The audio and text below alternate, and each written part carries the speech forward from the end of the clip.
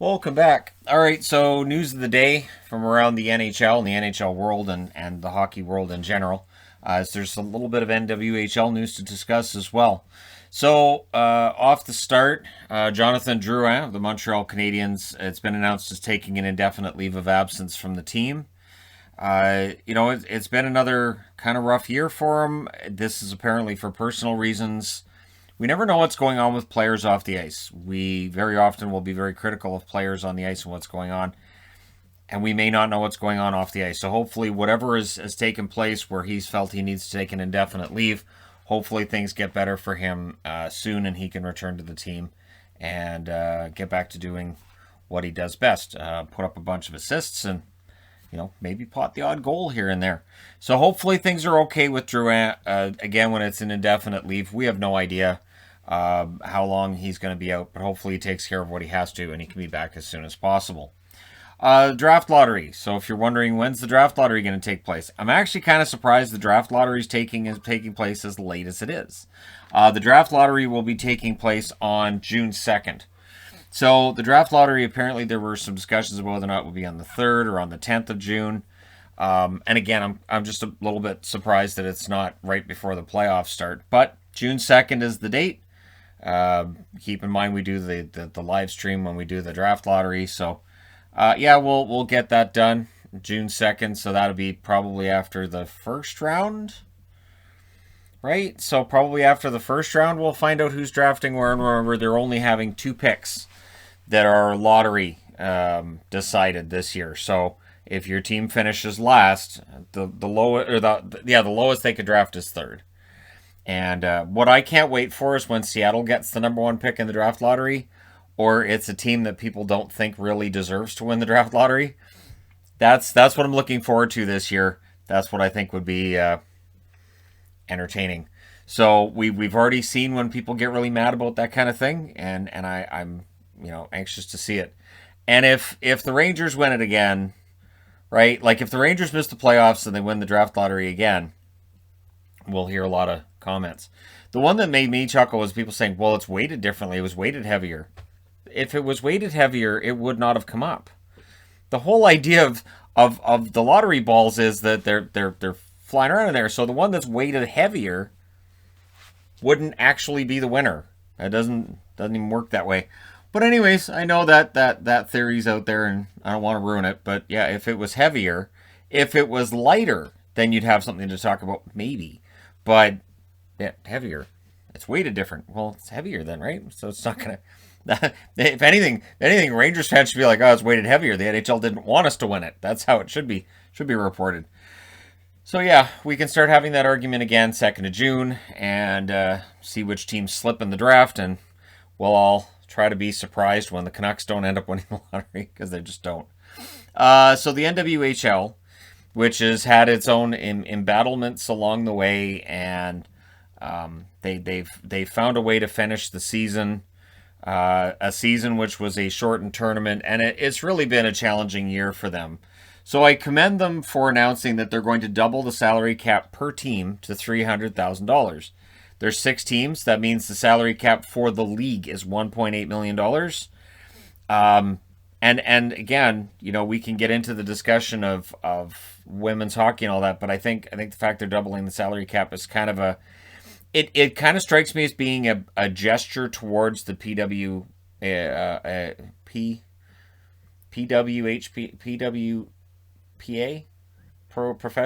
PHWPA.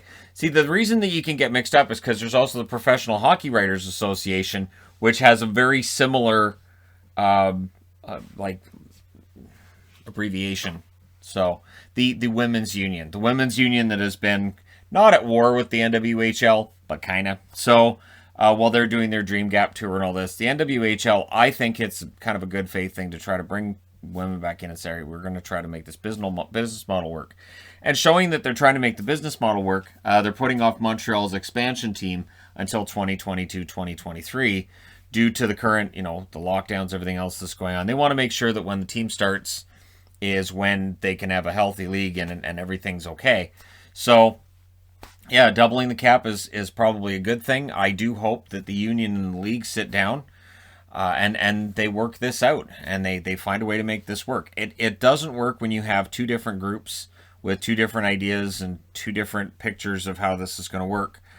And I think, even in men's hockey, when we had the WHA and the NHL got better by taking some of the WHA's ideas, not all of them, but some of the good WHA ideas, and whether they wanted to or they didn't want to, they incorporated those. I did the WHA videos during the off season, and it really got into just how much the WHA ended up influencing the NHL, even though the NHL didn't want to admit they were being influenced by the WHA, or they were being dragged kicking and screaming when it came to giving guys raises, no guaranteed ability to hold on to players. Basically, you belonged to a team until they decided you didn't, and contracts and free agency weren't a thing.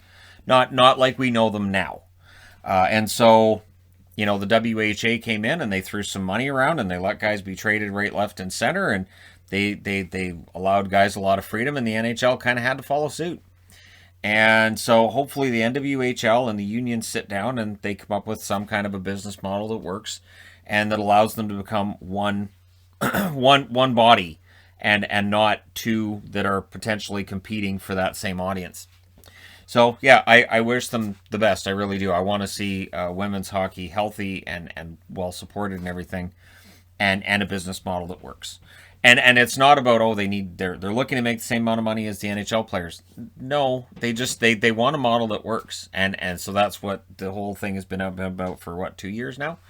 It's been a while. So Colorado, the reason I'm wearing this Colorado black ice jersey, or no, this is a black it's a black accelerator. The black ice and black accelerator can be hard to tell the difference. They're very, very similar. This is a black accelerator Colorado Avalanche. And it's to celebrate that apparently on Friday we could see Grubauer, Donskoy, and Rantanen all return to their lineup. So those are three major parts missing from the Colorado lineup when they're not there, and we could see all three of them back by Friday. And so that could have a huge impact on their stretch run, their ability to hold on to second, and maybe challenge for first. I don't think they've given up on challenging for first, but it hurts when you don't have Grubauer, Rantanen, or Donskoy. All three of them have been key contributors for this roster, obviously in different ways, but key contributors for this roster.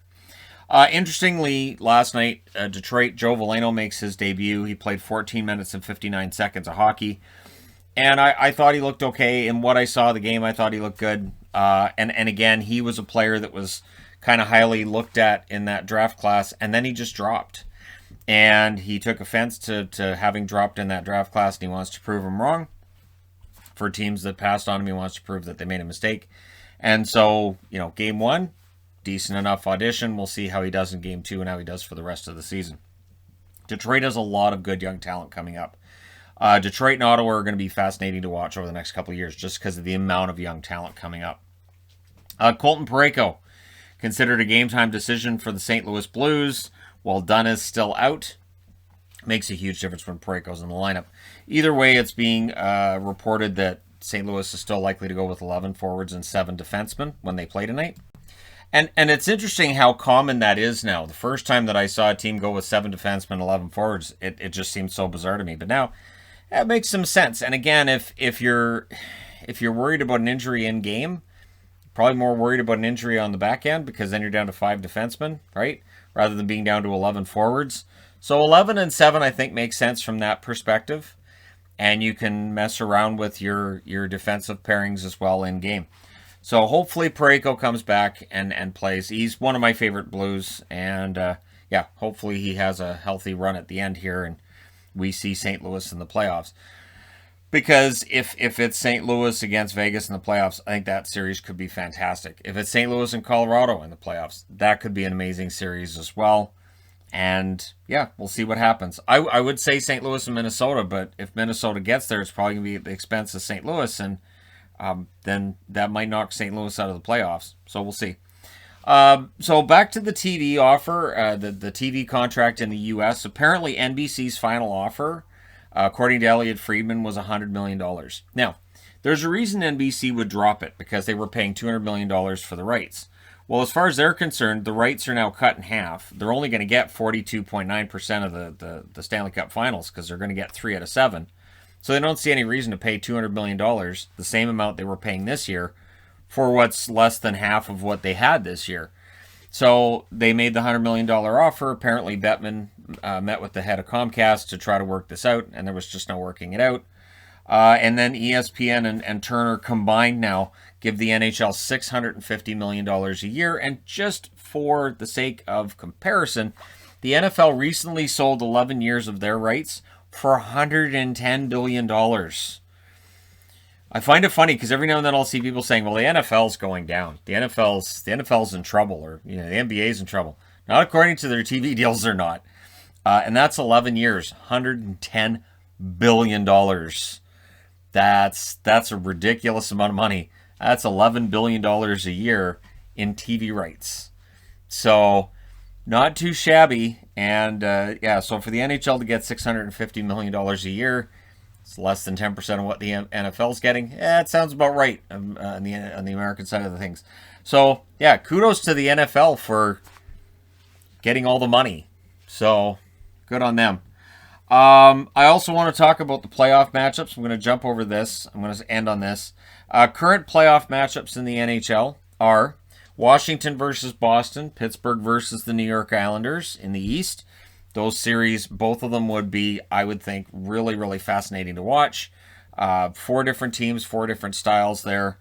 And I'd kind of probably favor Washington and Pittsburgh in those series. And then we get Washington and Pittsburgh in round 2. We haven't seen that in a couple of years. And then Toronto, Montreal, Edmonton, Winnipeg, or as Rogers on this side of the border would call it, cha-ching. Toronto, Montreal would be fantastic. I think Toronto would win the series. Edmonton versus Winnipeg. I think it's pretty obvious Edmonton has Winnipeg's number this year. See how it goes tonight, but it just looks like Edmonton definitely has Winnipeg's number. In the Central, Carolina versus Nashville, Florida versus Tampa. I think Tampa would still probably knock out Florida in a 7-game series. Carolina, Nashville, I would take Carolina in that. Vegas, St. Louis, Colorado, Minnesota. Hard not to go with Vegas and Colorado in those series. That being said, when we get to the actual playoffs and I'm able to do the videos where I do the playoff previews, which will probably start next week because we're going to start to see things really settle out next week where we're going to have confirmed matchups. And I'm looking forward to doing that and having those videos up so we can talk about the playoff matchups as we head into it. It's going to be interesting, and I'll make official predictions at that time. So this is just kind of off the cuff. Interesting, out of the 31 thoughts from Elliot Friedman on Sportsnet today, he was talking about when CBC lost the contract and how he kind of went through the motions. He was going through a real hard time when he knew that CBC had lost the contract and he hadn't been hired by Sportsnet yet. So Sportsnet did hire him, and he was basically told by Mike Babcock, when he told Babcock that he was, having a hard time with this and couldn't really focus, and Babcock said, look, your family's counting on you, so snap out of it. And there's something interesting that Elliot said in there. He said, even if your brain is mush, you've still got to grind. And that, it kind of speaks to the last, 13 months, 14 months that I went through on the channel, where I was posting videos every single day and sometimes doing it when we had no idea what was going to happen. At this time last year, no clue.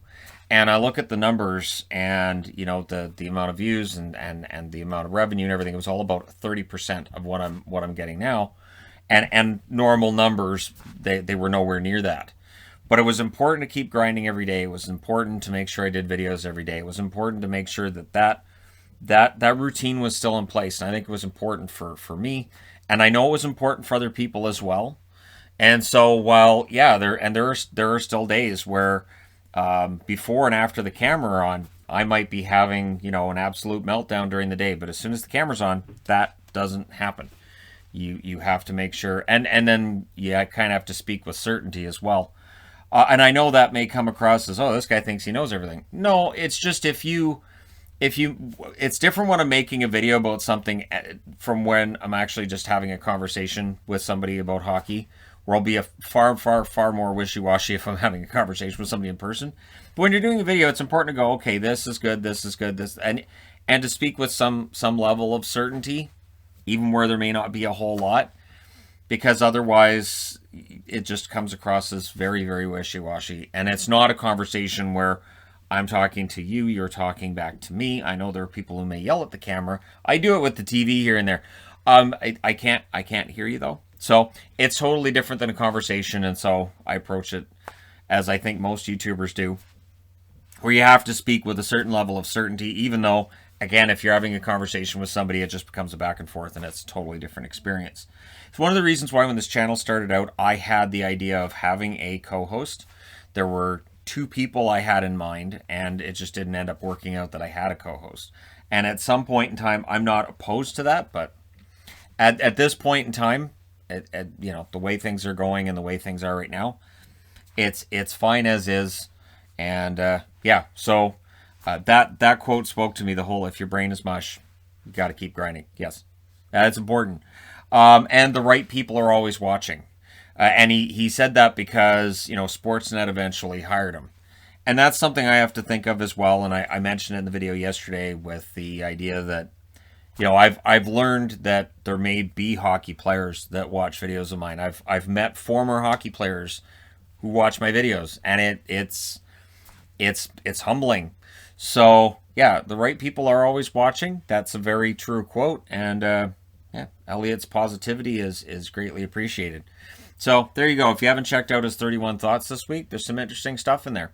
All right. Let me know your thoughts in the comment section below as always. Don't forget to hit like and subscribe if you're browsing your way through, you just happened upon this video. And maybe I'll do the wishy-washy thing about the power rankings this week. That'd be great. Just do a power rankings where I go, yeah, I don't know. Sure. Why is that team 27th? I don't. And then I could just like wander off, mumble to myself and come back. Maybe knock the board over a couple of times and then just, you know, pause and start it up again. So yeah, you know, just fire it up a little bit. All right. Thank you guys so much for all your support. If you haven't already hit like and subscribe, by all means do so with both, and I will talk to you again soon.